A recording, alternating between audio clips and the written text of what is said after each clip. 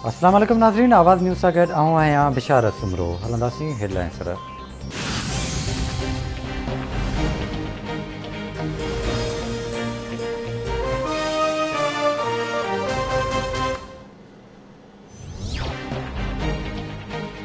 ॾखण पंजाब लाइ नौकरियुनि जी कोटा मुख़्तस करण जो चयो वियो आहे। आम मेंबर जी हैसियत सां कोटा जो बिल पेश कयो। वज़ीर आज़म 3 अरब रुपयनि जो पैकेज जो ऐलान कयो। कुझु अंसर सऊदी अरब सां लाॻापा ख़राब करणु चाहिनि था।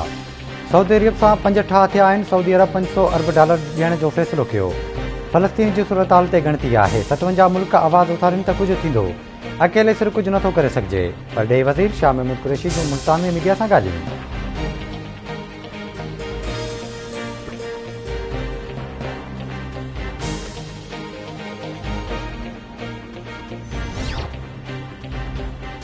वफ़ाक़ी हुकूमत 30 साल ऐं उन खां वधीक उमिरि जे माण्हुनि लाइ कोरोना वैक्सीनेशन जो अमल शुरू करण जो ऐलान करे छॾियो।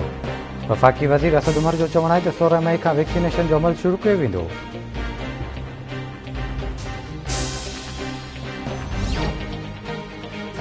मुल्क में कोरोना वायरस जा अञा जारी। वायरस वधीक 104 मरीज़नि खां हयातियूं खसे वरितियूं।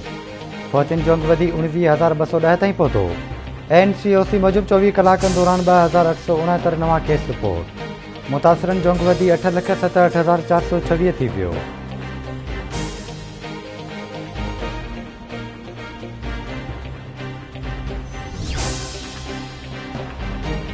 गज़ा जे रिहाइशी इलाइक़नि ते बमबारी, 35 फ़लस्तीनी शहीद, केतिरा ई ज़ख़्मी। फ़लस्तीनियुनि जो इसराइलियुनि ख़िलाफ़ एहतिजाज। परॾे ख़बरू इदारे मूजिबि चकरियुनि दौरान 2 इसराइली पिणु मारिजी विया। अमेरिकी सदर जो बाइडन पारां फ़लस्तीन ऐं इसराइल तकरार ते ॻणती जो इज़हार। व्हाइट हाउस तर्जुमान मूजिबि सदर जो बाइडन छिकताण में घटिताई चाहे थो।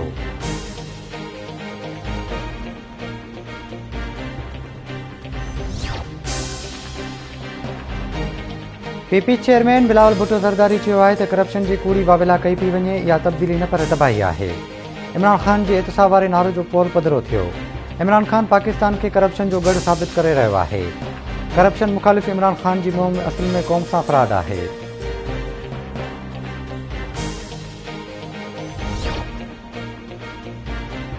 शवाल महीने जो चंड ॾिसण लाइ मरकज़ी चंड ॾिसणी कमेटी जो इजलास अॼु इस्लामाबाद में थींदो।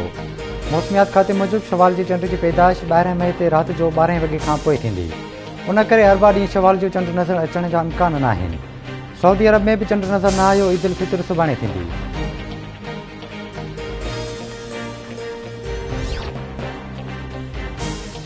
भिरिया रोडवे जो रेलवे ट्रैक ते बम धमाको, पटड़ी उॾामी वई। पंजाब ईंदड़ ग्रीन लाइन एक्सप्रेस हादसे खां बची वई। रेल गाॾियुनि जी अचु वञु मुअतल। रेलवे इंतिज़ामिया जो चवणु आहे त जल्द रेलवे ट्रैक खे बहाल कयो वेंदो।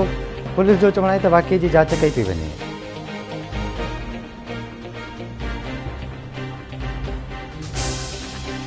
जंहिं असांजे पीउ खे आज़ादु करायो आहे, असां हाणे ख़ुशि हूं ते असांजे पीउ खे आज़ादु करायो। SP खे सभिनीनि खे असां दुआयूं कंदासीं जे असांजे पीउ खे पंहिंजे पीउ खे आज़ादु करायो आहे। हुननि जो असां शुक्रगुज़ार आहियूं। पुलिस जी, साफ़ियुनि जी, माना जंहिंखे वोट ॾींदा आहियूं हुननि जी असां शुक्रगुज़ार आहियूं। हाणे असां ॾाढा ख़ुशि आहियूं। असांजी दुआयूं असांजे पीउ खे जंहिं आज़ादु करायो आहे। SP DSP शेरिया ख़ान जंहिं बि आज़ादु कया। साफ़ियुनि ऐं पुलिस जी महिरबानी। ॾेरकी मां धाड़ियल नथा अॻवा थी वियल पोरियत मोहनलाल मेंघवाड़ ऐं ताराचंद खे पुलिस बाज़ियाब कराए वरितो। पुलिस मूजिबि धाड़ियलनि ॿिन्ही मुखियुनि खे ऑपरेशन जे दॿाउ में अची आज़ादु कयो आहे।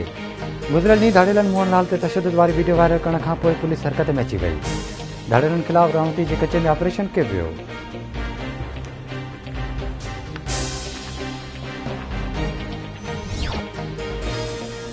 ऐं ठुल शहर ऐं भर पासे में ओड़ी बीमारी वबाई सूरत इख्तियार करे वरिती।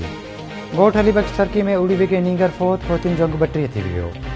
ॻोठाणनि जी डॉक्टरनि जूं टीमूं मोकिले ॿारनि जी चकास कराइण जी अपील।